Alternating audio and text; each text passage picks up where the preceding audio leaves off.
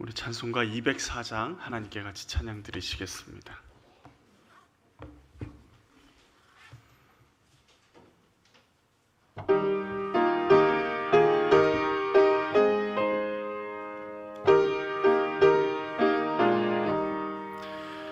주의 말씀 듣고서 준행하는 자는 반석 위에 터닫고 집을 지음 같아. 비가 오고 물나며 바람 부딪혀도 반석 위에 세운 집 무너지지 않네. 잘 짓고 잘 짓세, 우리 집 잘 짓세. 만세 반석 위에다 우리 집 잘 짓세. 주의 말씀 듣고도 행치 않는 자는 모래 위에 터닫고 집을 지은 같아. 비가 오고 물나며 바람 부딪힐 때 모래 위에 세운 집 크게 무너지네. 잘 짓고 잘 짓세, 우리 집 잘 짓세. 만세 반석 위에다 우리 집 잘 짓세. 세상 모든 사람들 집을 짓는 자니 반석 위가 아니면 모래 위에 짓네. 우리 구주 오셔서 지은 상을 줄 때 세운 공로 따라서 영영 벌 주리. 잘 짓고 잘 짓세, 우리 집 잘 짓세.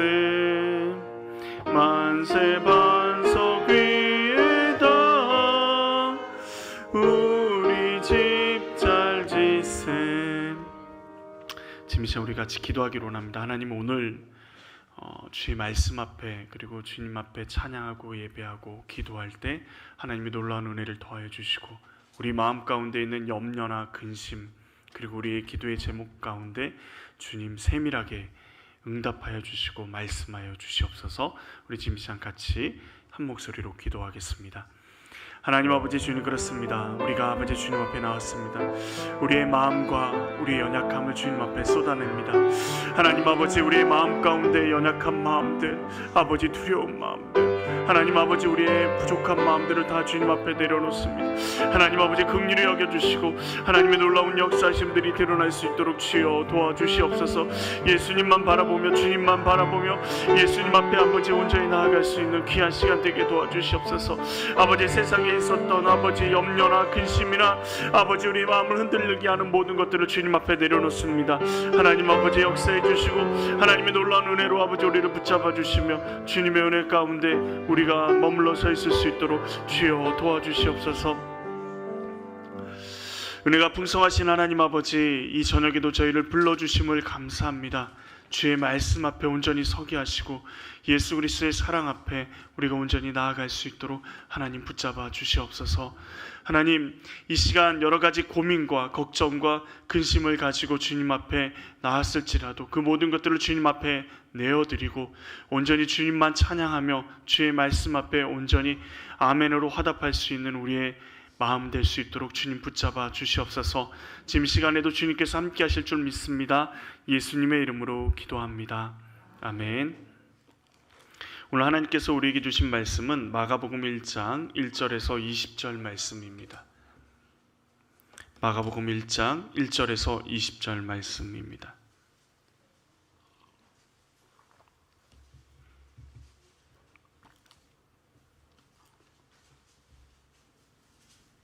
마가복음 1장 1절에서 20절 한 절씩 교독하시겠습니다. 예수께서 다시 바닷가에서 가르치시니 큰 무리가 모여들거늘 예수께서 바다에 떠 있는 배 위에 올라 앉으시고 온 무리는 바닷가 육지에 있더라.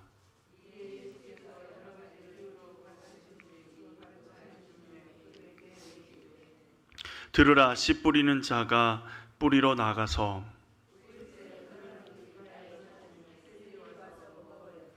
더러는 흙이 얕은 돌밭에 떨어짐에 흙이 깊지 아니하므로 곧 싹이 나오나 더러는 가시떨기에 떨어짐에 가시가 자라 기운을 막음으로 결실하지 못하였고 더러는 좋은 땅에 떨어짐에 30배나 60배나 100배가 되었. 또 이르시되 들을 귀 있는 자는 들으라 하시니라. 예수께서 홀로 계실 때 함께한 사람들이 예수와 더불어 그들 이르시되 하나님 나라의 비밀을 너희에게는 주었으나 외인에게는 모든 것을 비유로 하나니 이는 모두를 듣기는 들어도 깨닫지 못하게 돌이켜 또 이르시되 너희가 이 비유를 알지 못할진대 어떻게 모든 비유를 알겠느냐.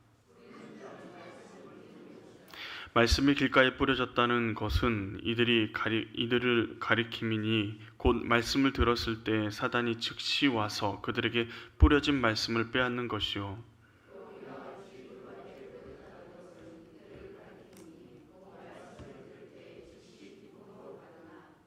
그 속에 뿌리가 없어 잠깐 견디다가 말씀으로 인하여 환난이나 박해가 일어나는 때에는 곧 넘어지는 자요.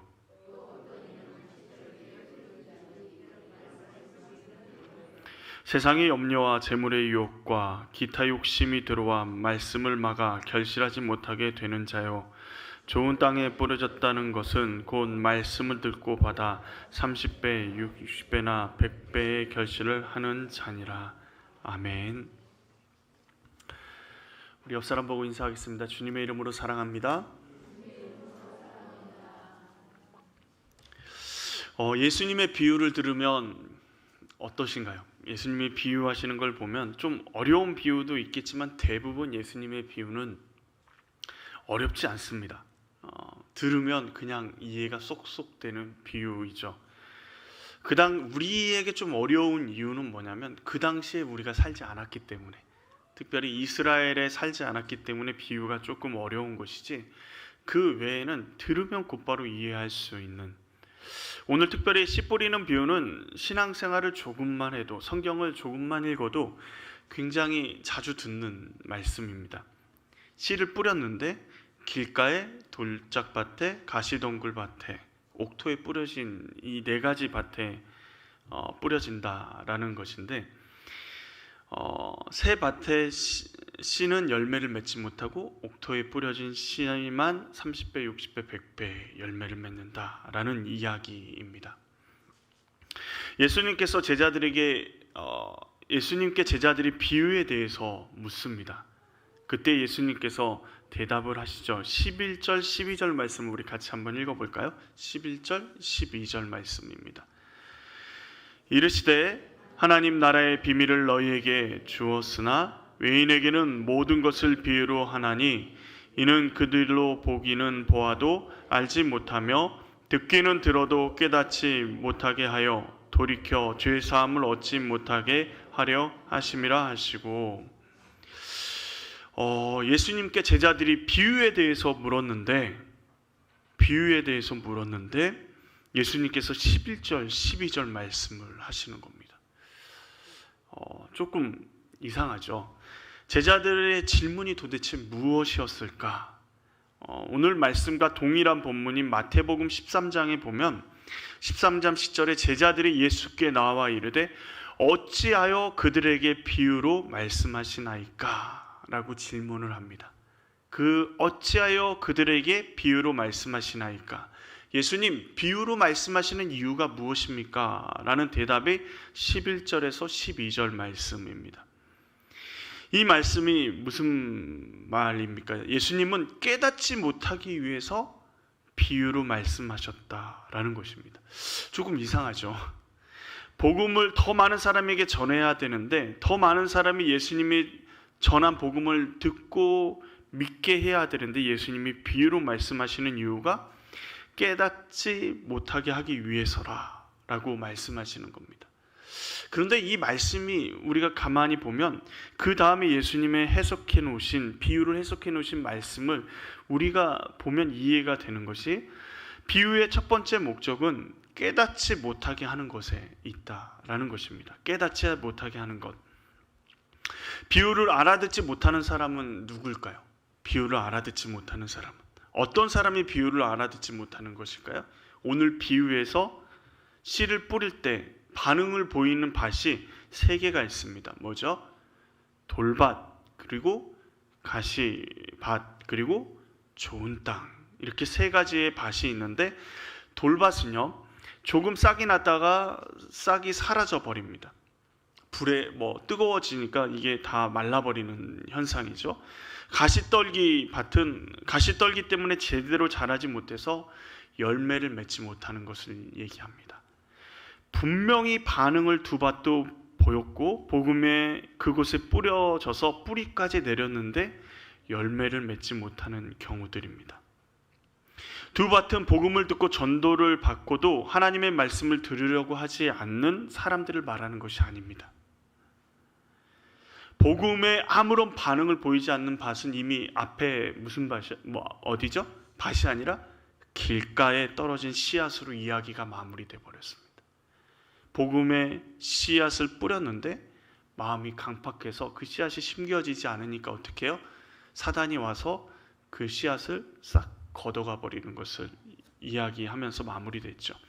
그렇다면 나머지 세 개의 밭, 돌짝밭, 가시밭, 그리고 또 뭐예요? 옥토. 이 세 개의 밭은 교회 안에, 믿음의 공동체 안에 있는, 복음에 대해서 알고 있는, 심지어 뿌리까지 내리고 싹까지 틔운 사람들에 대해서 말하고 있는 것입니다. 교회 안에 복음을 듣고 안다고 생각하는 사람들 중에 문제가 되는 사람이 있음을, 듣지 못하는 사람이 있음을 말씀하고 있는 거죠.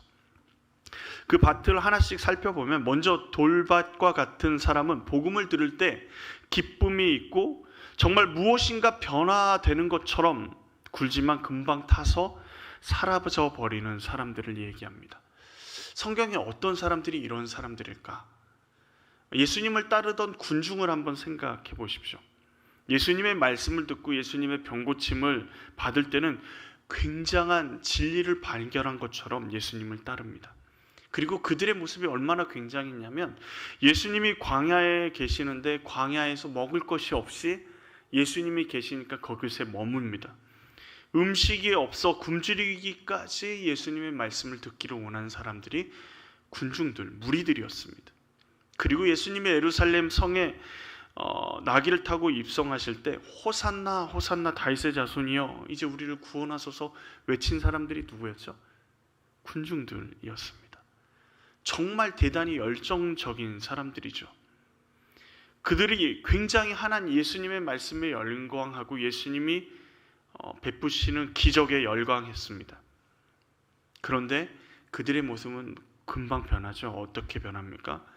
예수님을 십자가에 못 박아 죽이라고 하는 음성으로 변합니다.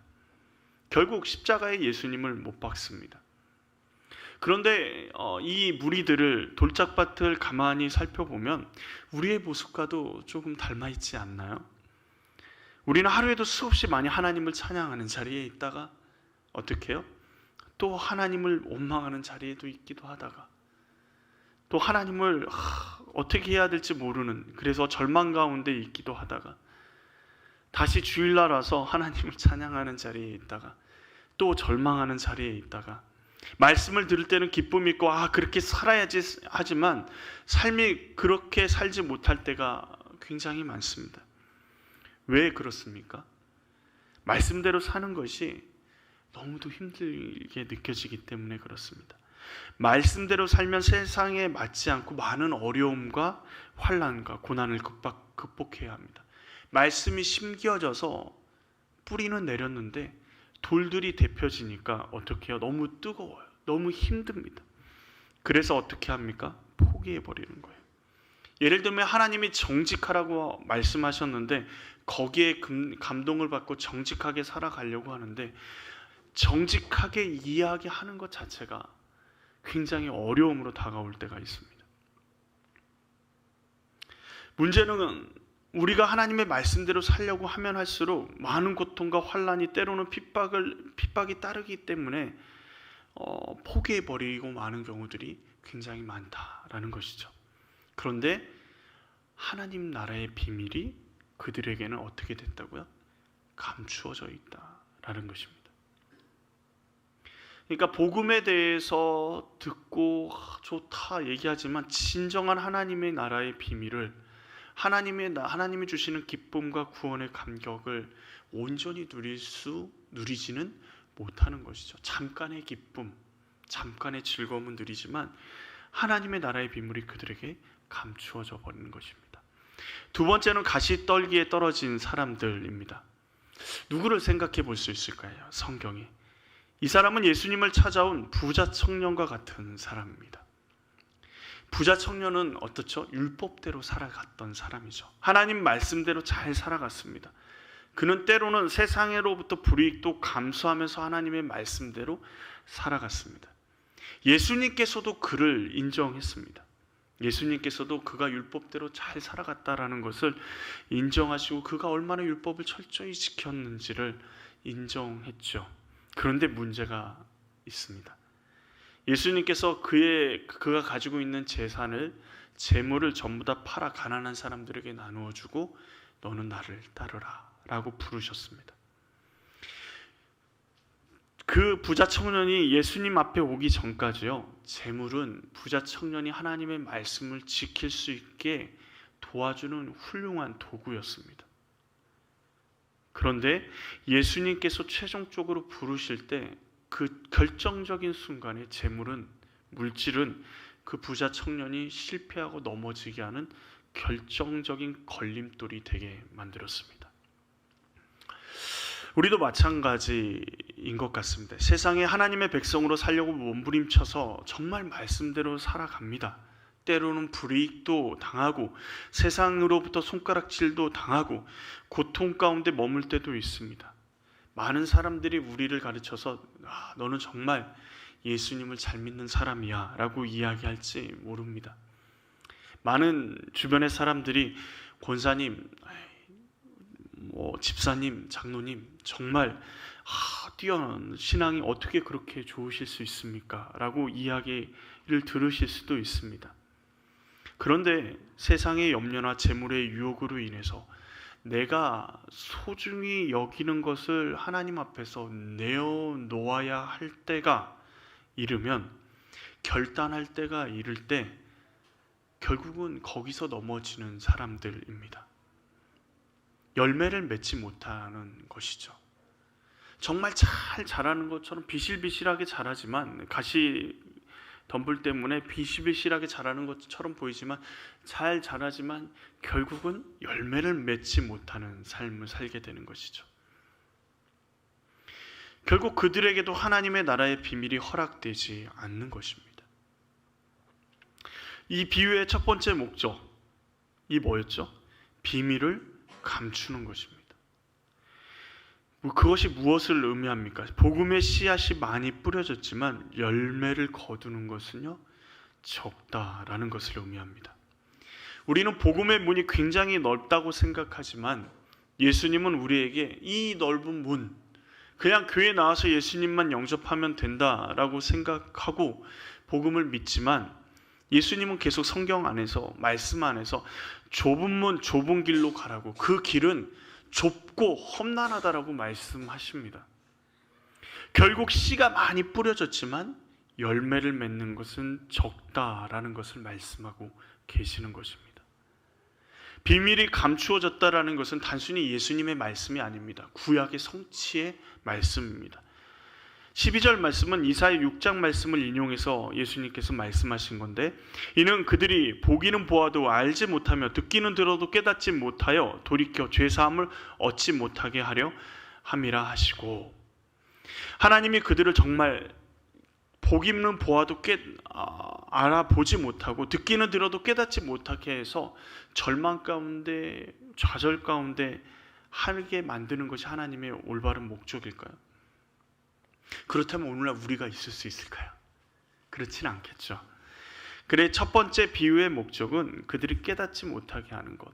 돌을 그대로 가지고 있고 가시덤불을 그대로 가지고 있는 유대인들이나 많은 잘못된 신앙을 가진 사람들이 깨닫지 못하지만, 두 번째 비유의 목적은 뭐냐면요, 하나님의 나라를 드러내는 것에 있습니다.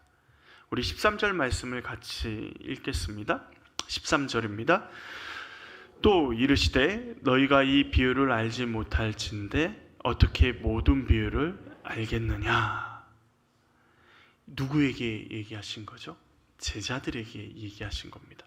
예수님의 비유의 첫 번째 목적인 깨닫지 못하게 해서 감추어 죄사함을 얻지 못하는 것이 목적으로 끝났다면, 제자들에게 꾸짖고 야 그것도 몰라? 이렇게 쉬운 비유도 너희가 몰라서 아이고 너희는 구원받기는 글렀다 하고 다른 제자를 찾아야 될 것입니다. 그들하고는 이제 마무리해야 되겠죠. 그런데 예수님이 어떻게 해요? 제자들에게 이 비유도 알지 못하면 어떻게 더 깊은 비유를 알 수 있겠느냐라고 말씀하시면서 비유를 설명하시고 비유를 깨달을 수 있도록 제자들의 눈을 열어주십니다.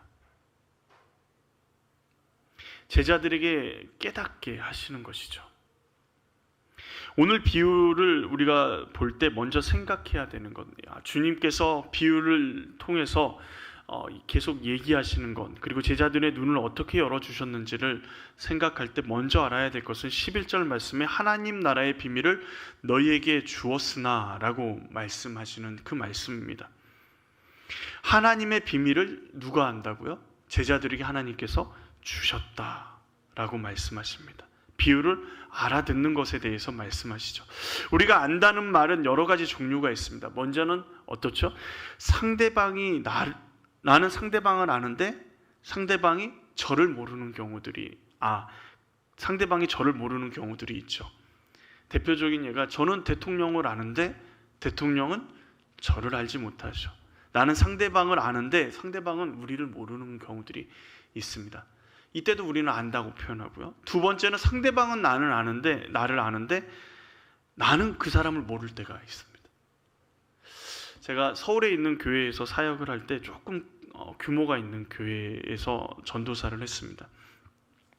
큰 교회도 아니었는데 그 교회 부임한 지 2주가 되었을 때 시내 서점에서 책을 고르고 있는데 어떤 할머니가 손녀의 손을 잡고 안녕하세요 전도사님 그러는 거예요. 그러면서 그 아이한테 전사님한테 인사해야지 그러는 거예요. 근데 저는 생전 처음 본 할머니였거든요. 생전 처음 본 권사님이었죠. 그래서 얼떨결에 예 안녕하세요 하고 인사를 했는데 나중에 그분이 하시는 게, 제가 어느 교회 권사입니다.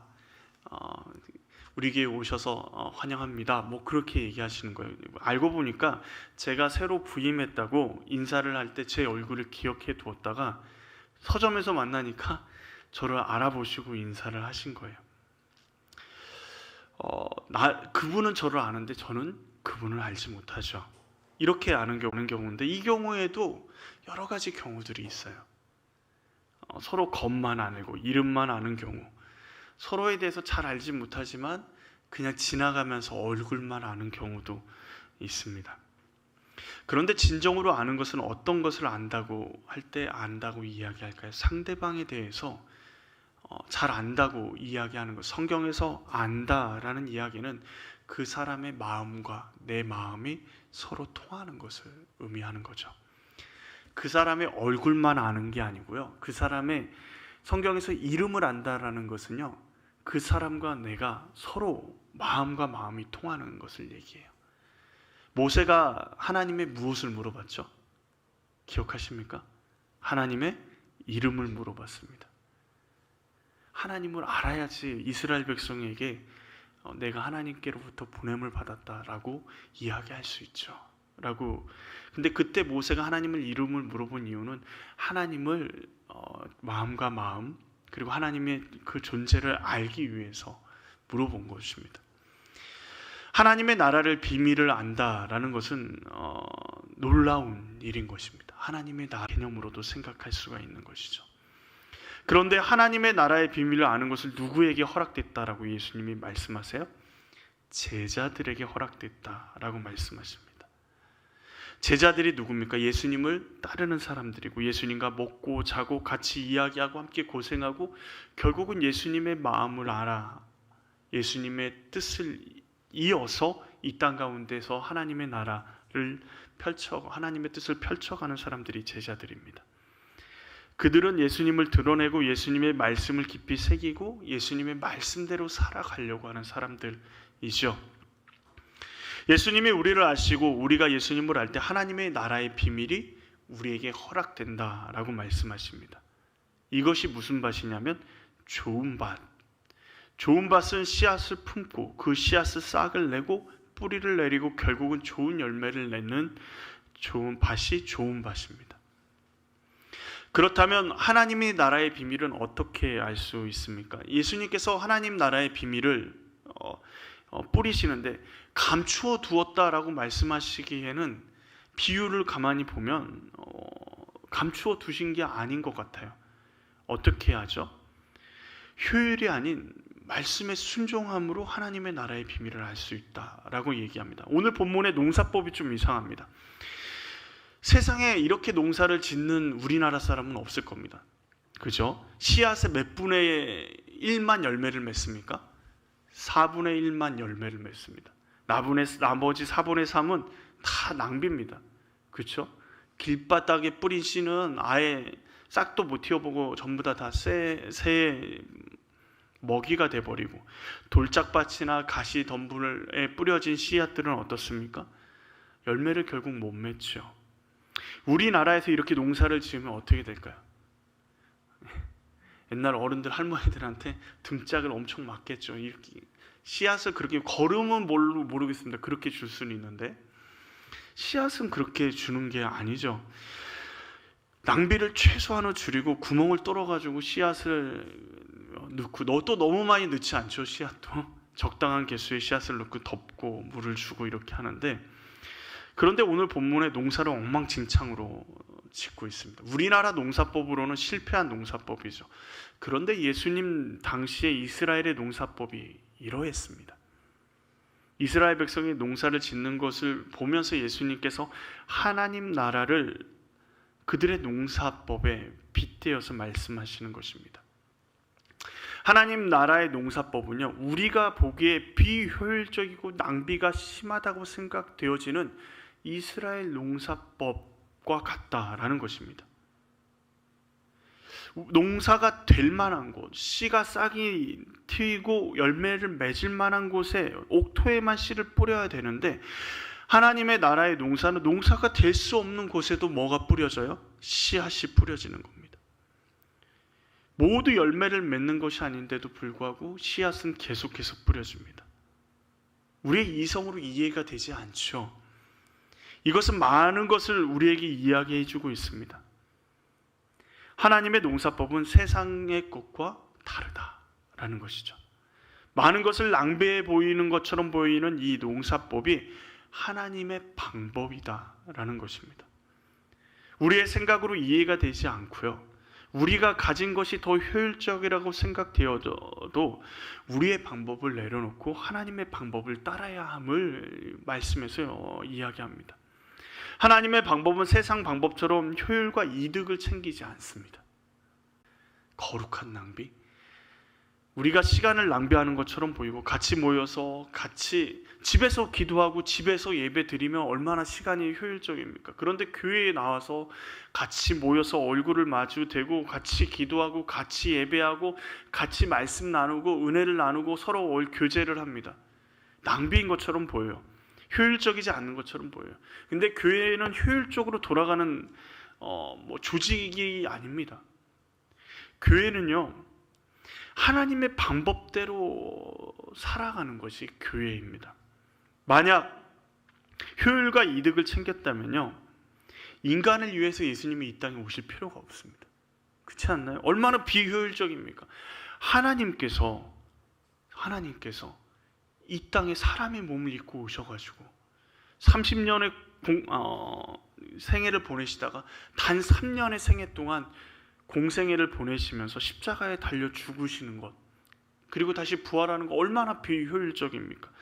이렇게 생각하면 될 것 같아요. 여러분, 개미 수억 마리를 위해서 내 자녀를 희생하실 수 있습니까? 100이면 100, 개미를 그냥 죽이지 내 자녀를 죽일 수는 없잖아요. 그런데 하나님은 그러한 선택을 하신 겁니다. 우리를 위해서 너무도 소중한 예수님을 이 땅에 보내셔서 십자가에 못 박고 죽을 기까지 우리를 사랑하신 하나님이십니다.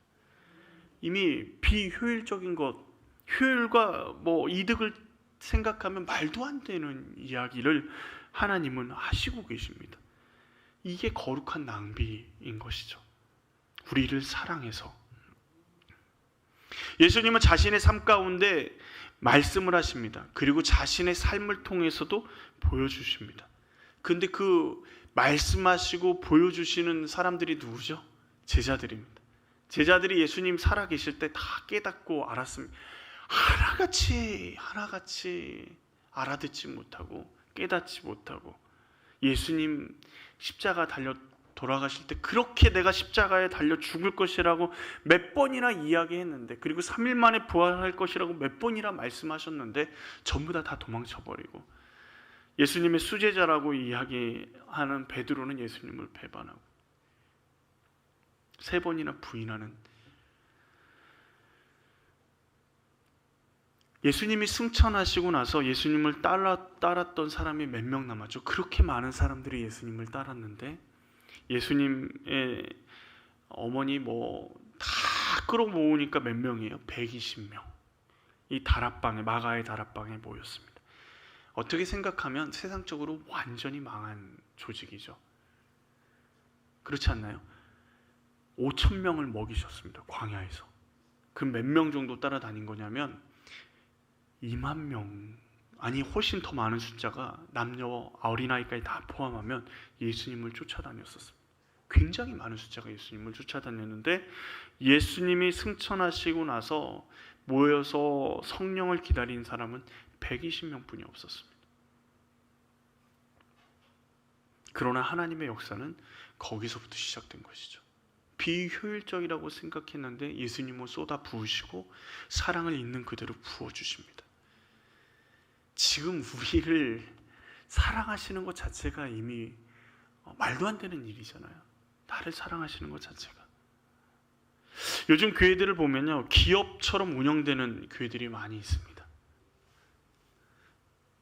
그래서 서울의 큰 교회에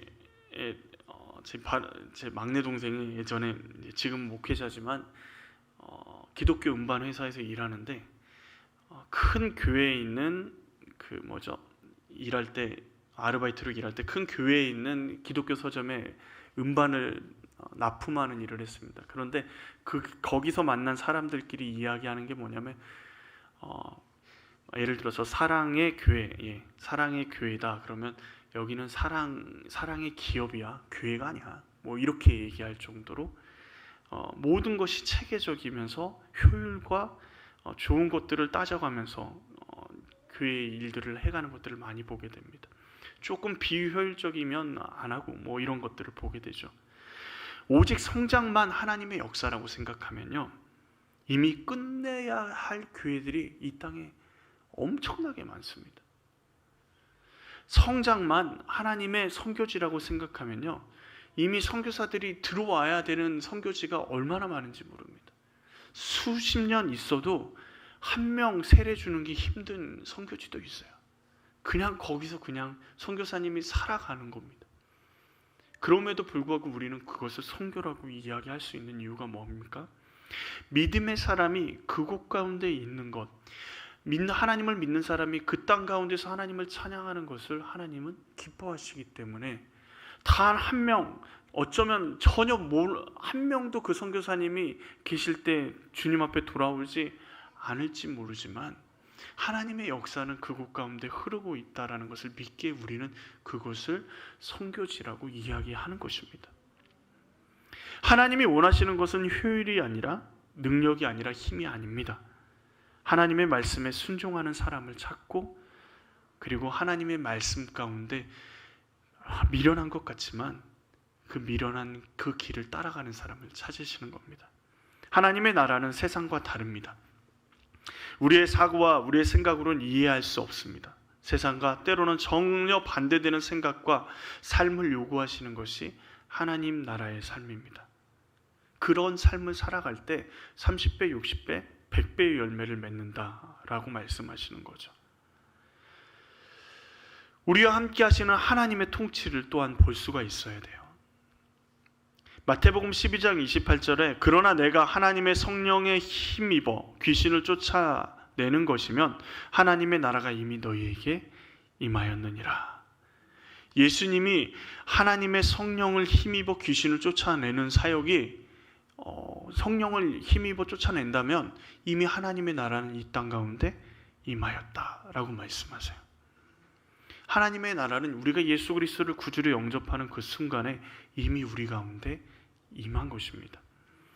그런데 이스라엘 백성은 하나님의 나라를 영토적 개념으로 생각했기 때문에 이스라엘 성전이 있는 예루살렘 성에 하나님의 나라가 이루어져야 된다라고 생각했기 때문에 예수님이 말씀하시는 것을 도저히 이해할 수가 없었습니다. 그런데 하나님의 나라는 계속 말씀드렸죠. 중요한 개념입니다. 하나님의 나라는요, 예수님 이후로 장소의 개념, 땅의 개념, 구약에서는 땅의 개념이 굉장히 중요합니다. 그런데 예수님이 오시고 나서는 그 하나님의 나라의 개념은 주권의 개념으로 바뀝니다. 하나님의 나라라는 말은 헬라어로 바실레이아라는 말로 영토의 개념이 아니라 왕권을 이야기하는 단어입니다. 하나님의 나라는 하나님의 주권이 임하는 곳, 그곳이 하나님의 나라, 하나님의 다스리는 곳, 그곳이 하나님의 나라인 것이죠. 하나님의 비밀을 간직하며 하나님의 말씀대로 살아가는 제자들에게 하나님의 주권이, 하나님의 다스림이 그들에게 있기에 하나님의 나라가 그들에게 임한 것입니다. 임했다고 할 수 있고 하나님의 비밀을, 하나님 나라의 비밀을 아는 것이죠. 그런데 돌밭과 같은 사람, 가시덩굴과 같은 사람은 하나님의 주권이 그들에게 미치나요? 미치지 못하나요? 미치지 못합니다. 그들의 삶의 영역의 조금의 영역은 하나님의 주권이 다스리는 것처럼 보이는데 많은 영역에서는 하나님의 다스림이 임하지 못하는 영역이 많기에 하나님의 나라의 주권, 하나님의 나라의 비밀은 그들에게 숨겨질 수밖에 없는 것이죠. 하나님께 순종하고 하나님의 다스림이 우리의 삶 가운데 드러날 때 하나님의 나라의 비밀과 축복이, 또한 놀라운 기쁨이 우리 가운데 임하는 것입니다. 예수님의 비유로 말씀하신 오늘 말씀의 목적은 오늘날도 유효합니다. 그렇다면요, 돌밭과 가시덩굴 밭이 우리 마음 가운데 있다면 돌과 가시덩굴을 우리는 치워낼 수 있어야 합니다. 그죠? 그렇지 않습니까? 지금 우리가 자꾸 기쁨이 있다가 자꾸 기쁨이 사그러들고, 그리고 하나님의 말씀대로 살아가지 못하는 것이 내 삶 가운데 계속 있다면 우리는 그것과 함께 싸워내야 하는 거죠. 먼저 첫 번째로 말씀을 듣고 순종하는 훈련을 해야 하는 것입니다. 하나님의 말씀을 듣고 우리의 감정으로 받아들이는 것으로 끝내서는 안 됩니다. 기도를 열심히, 말씀을 듣고 기도를 열심히 하고 하나님 은혜를 받았다라고 얘기하고 돌아가서는 삶을 그대로 애정과 동일하게 살아가는 것, 그것은 아무 의미가 없는 거죠.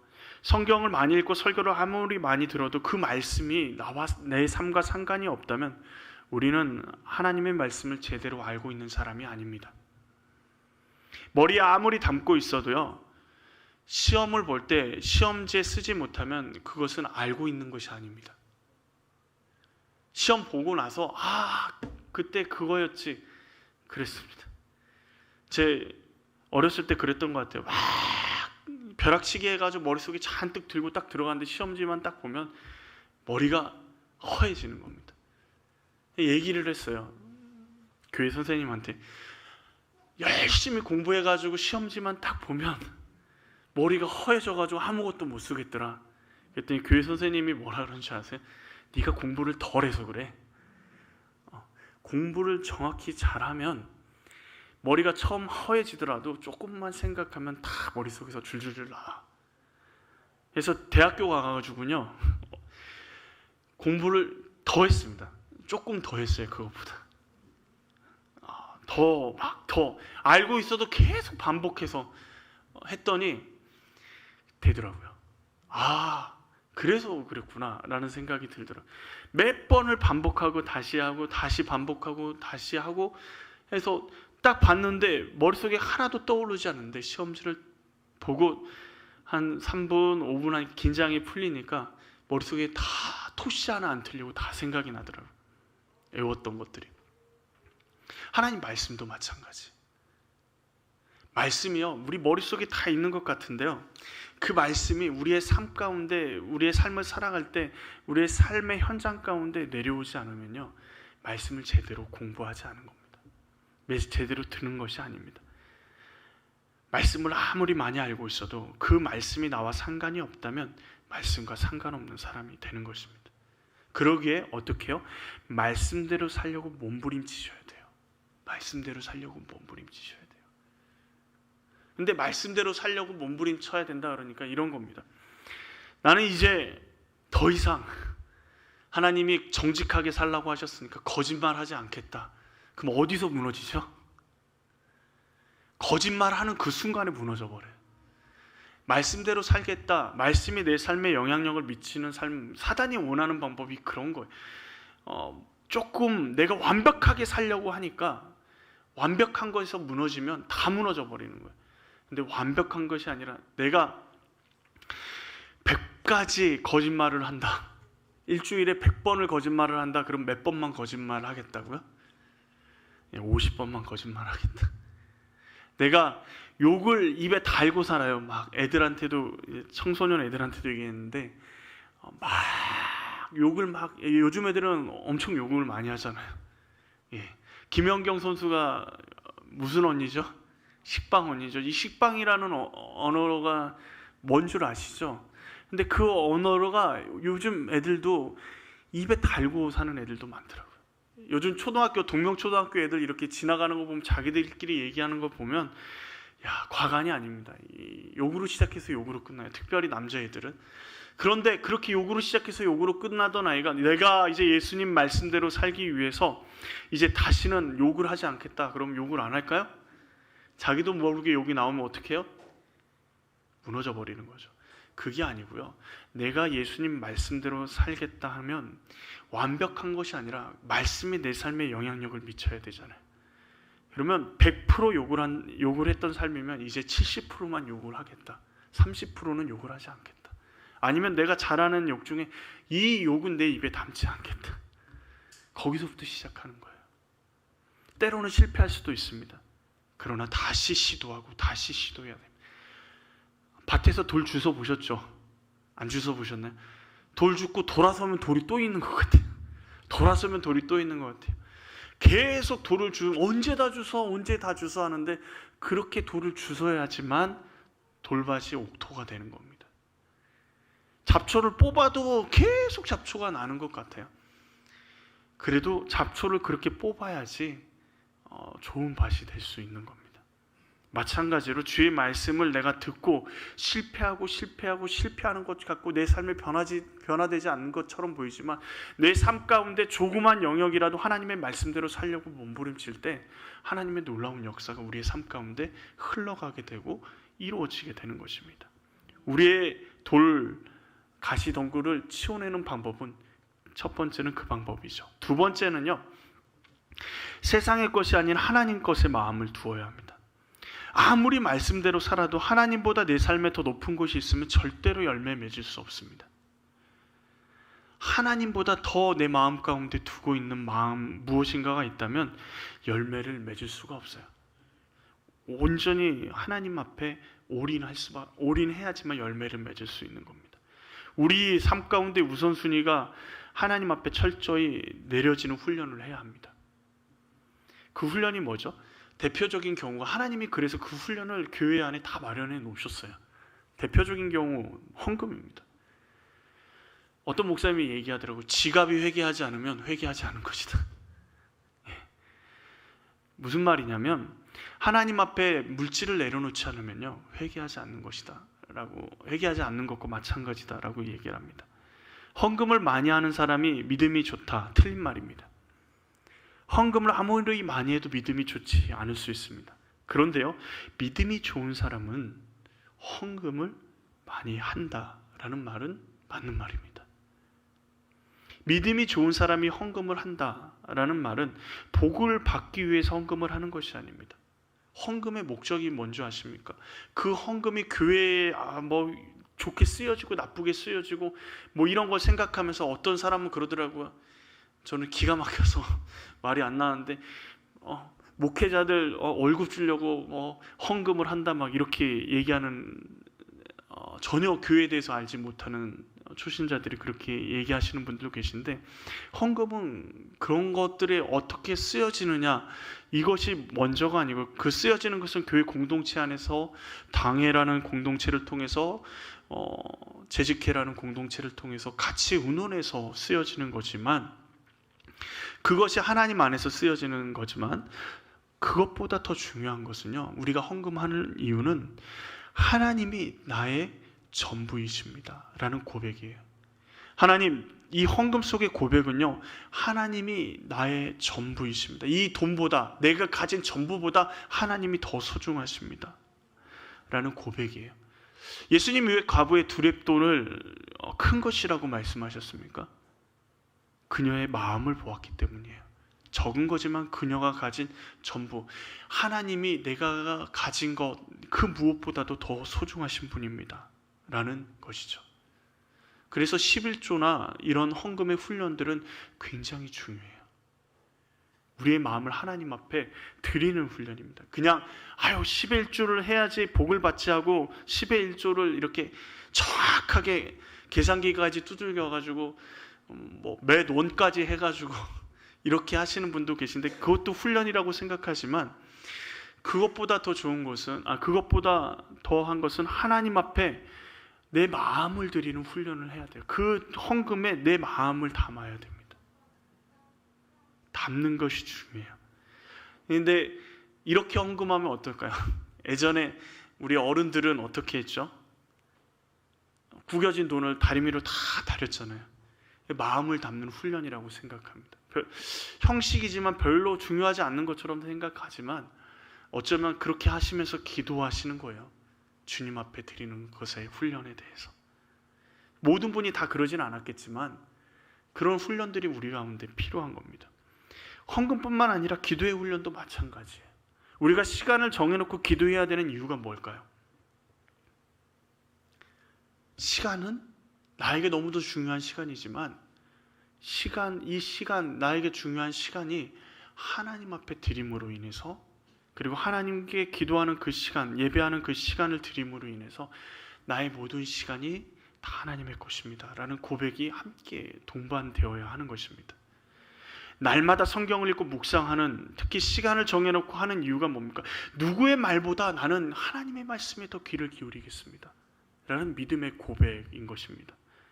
하나님의 말씀에, 하나님의 음성에 귀를 기울이며 살아가는 이유, 날마다 주님 앞에 나아가야 되는 이유, 시간을 정해놓고 하는 것, 시간을 정해놓고 기도하고 말씀 보고 봉사하고 하나님 앞에 예물을 드리는 이유가 모두 내가 복을 받기 위해서가 아니라 하나님 앞에서 훈련되기 위해서. 가장 궁극적인 목적은 뭡니까? 오늘 말씀에 하나님의 나라의 비밀을 온전히 소유하기 위해서입니다. 예수님은 비유를 통해서 누구에게는 하나님의 나라의 비밀을 숨기시고 누구에게는 드러내시고 계십니다. 그런데 주님이 숨기시는 것, 주님이 드러내시는 것이 아니라 그 사람들의 마음에 따라 달라지는 것들을 우리가 보게 됩니다. 우리는 예수님의 제자로 부름을 받았죠.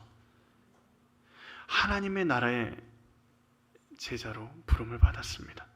그렇다면 주의 말씀 앞에 순종하는 훈련이 필요합니다. 우리 마음밭에 있는 수많은 쓰라림, 쓴뿌리, 돌들이 있으면 그 돌들을 주님의 말씀 앞에 그리고 주의 말씀에 순종함으로 하나씩 하나씩 제거해 가십시오. 가시덤불이 있다면 하나씩 하나씩 제거해 가십시오. 주의 말씀 앞에, 그리고 하나님의 나라를 바라보면서 한 걸음 용기 있게 내디디십시오. 주님께서 하나님의 나라를 소유할 수 있는, 하나님의 나라의 기쁨을 누릴 수 있게, 그래서 30배, 60배, 100배의 열매를 거둘 수 있는 우리의 삶이 되게 하실 줄로 믿습니다. 분명한 것은 세상이 말하는 논리, 세상이 말하는 것이 아니라 하나님의 나라는 세상이 줄 수 없는 것들을 우리에게 주십니다. 그 열매를 거두는 삶, 우리의 삶이 되기를 원합니다. 우리 지미 씨랑 같이 찬양하기 원합니다. 나눠드린 찬양이 있죠. 원하고 바라고 기도합니다 라는 찬양입니다. 이 세상을 살아가는 동안에 나의 힘을 의지할 수 없으니 기도하고 낙심하지 말 것은 주께서 참 소망이 되심이라. 주의 길을 걸어가는 동안에 세상의 것 의지할 수 없으니 감사하고 낙심하지 말 것은 주께서 참 기쁨이 되심이라. 하나님의 꿈이 나의 비전이 되고요, 예수님의 성품이 나의 인격이 되고 성령님의 권능이 나의 능력이 되기를 원하고 바라고 기도합니다. 세상적인 걸 구하는 게 아니에요. 그런데 원하고 바라고 기도하는 것들이 하나님의 나라를 위한 것들, 오늘 말씀을 기억하면서 우리 이 찬양을 하나님께 올려드리겠습니다.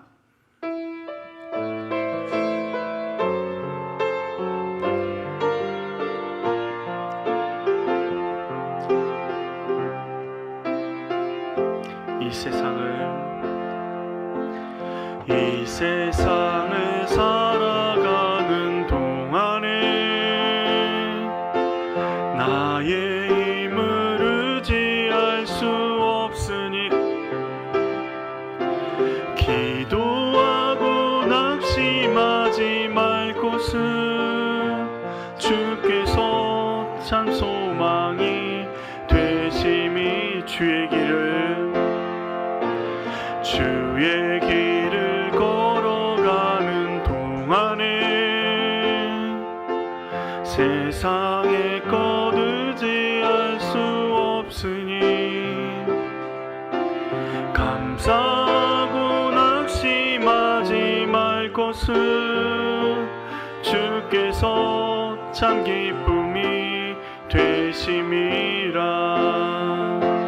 하나님의 꿈이 나의 비전이 되고 예수님의 성품이 나의 인격이 되고 성령님의 권능이 나의 능력이 되길 원하고 바라고 기도합니. 하나님의 꿈이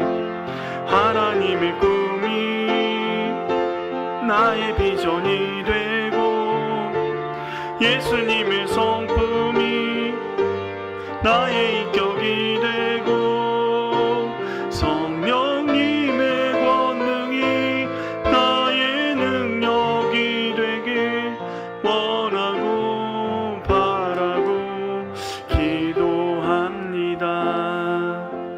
지금 이 시간 말씀을 품고 같이 기도했으면 좋겠습니다. 하나님, 돌짝밭과 같은 가시밭과 같은 우리의 마음을 주님 기경하여 주시옵소서. 옥토가 되게 하여 주시고 주의 말씀에 온전히 순종함으로 주님 것을 더 우리 손에 쥐며 주님의 뜻대로 살아가는 그 모습으로 우리의 밭이, 마음의 밭이 한 걸음 한 걸음 주님 옥토가 되게 하여 주시옵소서. 하나님의 나라를 소유한 우리가 하나님의 뜻을 이루어가는 예수님의 제자로 하나님의 백성으로 살아갈 수 있게 하여 주시옵소서. 우리 같이 한 목소리로 같이 기도하기로 원합니다. 같이 기도하시겠습니다. 하나님 아버지, 우리 마음의 밭 가운데 하나님의 아버지, 우리의 연약한 아버지 마음 가운데 주님께서 역사해 주시고 하나님의 은혜를 누려가며 살아갈 수 있도록 주여 도와주시옵소서. 우리 마음에 많은 돌들이 있습니다. 많은 쓴뿌리들이 있고 많은 어려움들이 있고 아버지, 하나님의 아버지 주님 앞에 나아가는 가운데 아버지 막는 모든 아버지 고난과 어려움들이 있습니다. 하나님 가시밭과 같이 아버지의 염려와 아버지 재물에 대한 욕심과 아버지 우리의 욕심이 하나님 아의 뜻을 이루어가는데 방해하고 있다면 주여 아버지 우리가 주의 말씀 앞에 온전히 훈련되어지고 아버지 주의 말씀에 온전히 순종하며 주님의 뜻대로 살아가는 아버지 우리의 삶이 될 수 있도록 도와주시옵소서. 하나님이 아버지 하나님의 나라가 우리 가운데 온전히 이루어지기를 원합니다. 하나님의 뜻이 온전히 우리의 삶 가운데 이루어지는 삶, 예수 그리스도의 제자로서 하나님의 나라의 백성으로서 살아갈 수 있도록 주여 도와주시옵소서. 하나님 주님께서 역사해 주시고 하나님의 놀라운 역사심들이 드러날 수 있도록 주여 도와주시옵소서. 우리 한 가지 더 놓고 기도하기로 합니다. 우리 교회를 품고 같이 기도했으면 좋겠습니다. 하나님, 우리 복음사랑 교회가 하나님의 마음을 기쁘시게 하는 교회, 하나님의 뜻을 이루어가는 교회 되게 하여 주시옵소서. 이 어두워진 세상 가운데 하나님의 놀라운 역사심들이 하나님의 빛과 소금의 역할을 감당하는 우리 복음사랑교회가 되게 하여 주시옵소서. 특별히 우리의 자녀 세대들이 믿음 안에서 성장하고 하나님 안에서 사랑이 풍성함을 누려갈 수 있는, 서로를 위해서 기도하며 헌신할 수 있는 교회 될 수 있도록 주님 하나님 은혜 내려주시고 붙들어 달라고 우리 같이 함께 기도하겠습니다.